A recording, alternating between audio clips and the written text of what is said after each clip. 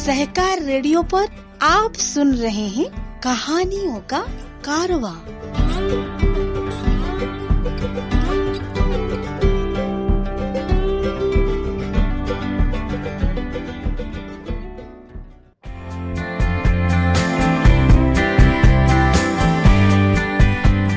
सहकार radio के श्रोताओं को प्रिया श्री मिश्रा का नमस्कार। कहानियों का कारवां कार्यक्रम में आज सुनिए शेखर जोशी की कहानी दाजियों।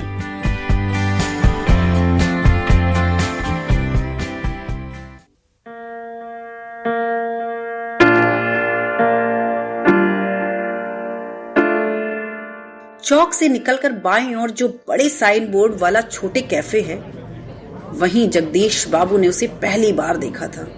गोरा चिट्टा रंग, नीला शफाक आंखें, सुनहरे बाल और चाल में एक अनोखी मस्ती पर शिथिलता नहीं।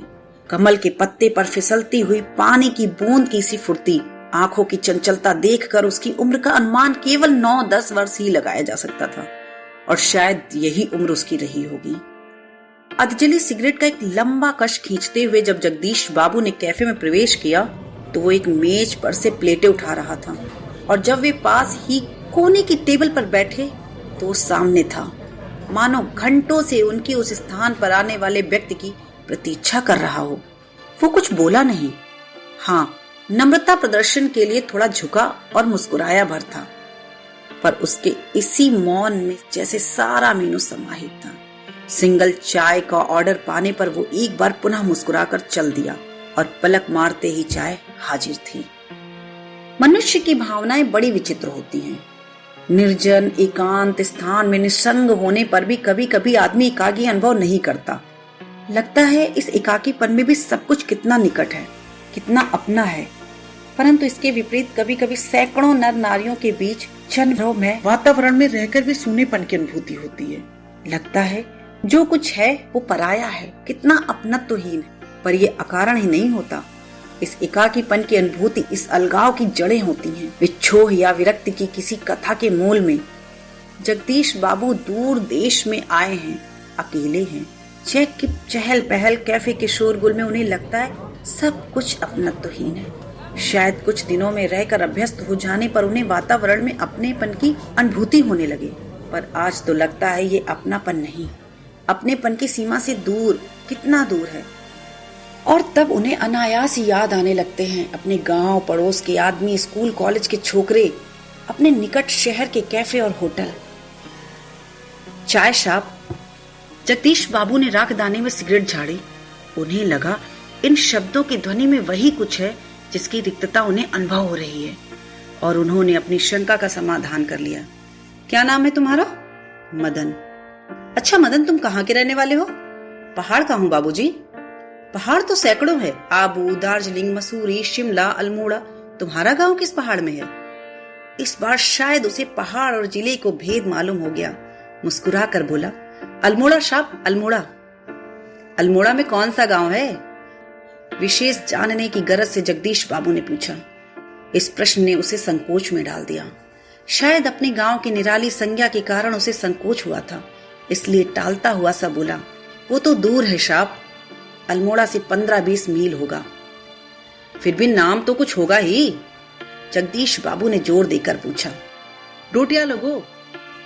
जगदीश बाबू के चेहरे पर पुती हुई एकाकीपन की स्याही दूर हो गई, और जब उन्होंने मुस्कुराकर मदन को बताया कि वे भी उसके निकटवर्ती गांव के रहने वाले हैं, तो लगा जैसे प्रसन्नता के कारण अभी मदन के हाथ से ट्रे गिर पड़ेगी। उसके मुंह से शब्द निकलना चाह कर भी ना निकल सके। खोया खोया सा वो मानो अपने अतीत को फिर लौट लौट कर देखने का प्रयत्न कर रहा हो। अतीत, गांव, ऊंची पहाड़ियां, नदी, ईजा मतलब माँ, बाबा, दीदी, भूली मतलब छोटी बहन, दाजियू मतलब बड़ा भाई। मदन को जगदीश बाबू के रूप में किसकी छाया निकट जान पड़ी?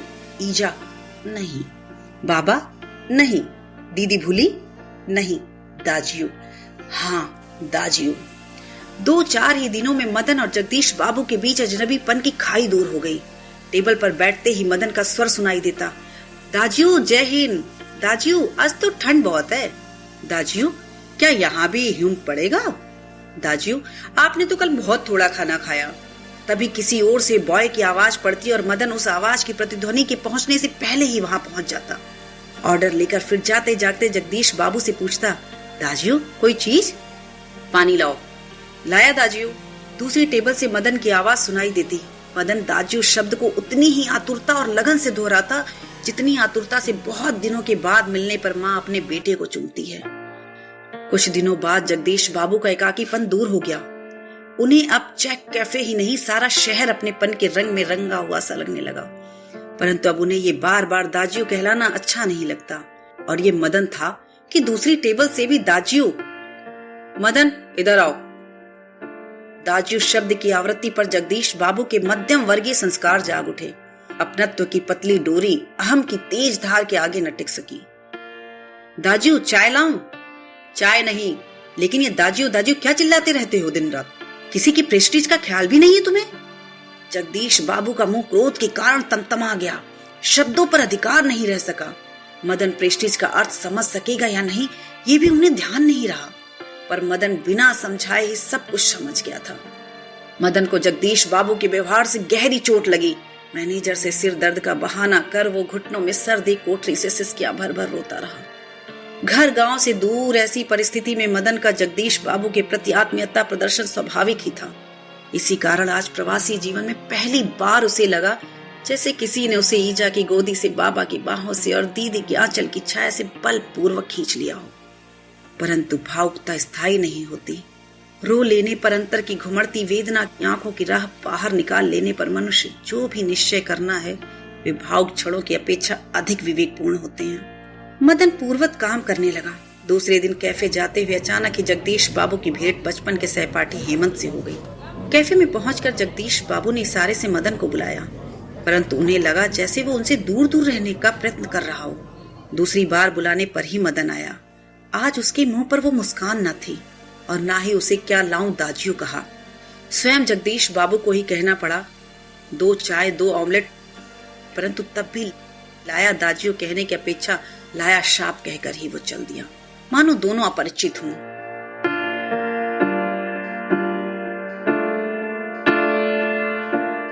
शायद पहाड़ियां हैं, हेमंत ने अनुमान लगाकर पूछा।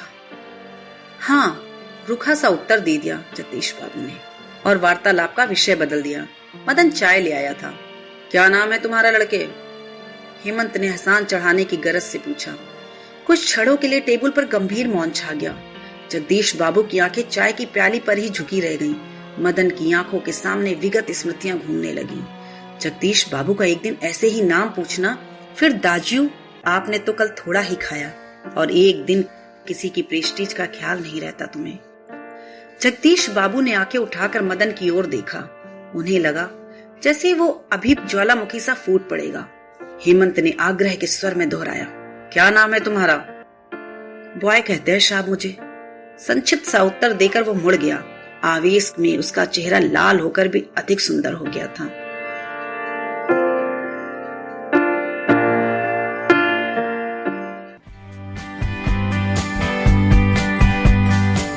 तो श्रोताओं, आप सुन रहे थे शेखर जोशी की कहानी दाजियो।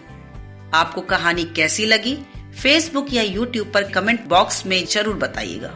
अगर आप हमसे व्हाट्सएप पर जुड़ना चाहते हैं तो 9617226783 पर नाम और जिला लिखकर भेजें।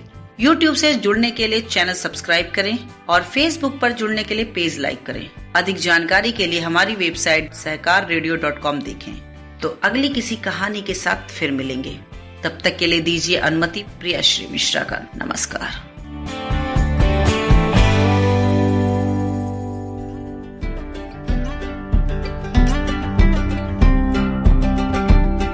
सहकार रेडियो पर आप सुन रहे थे कहानियों का कारवां।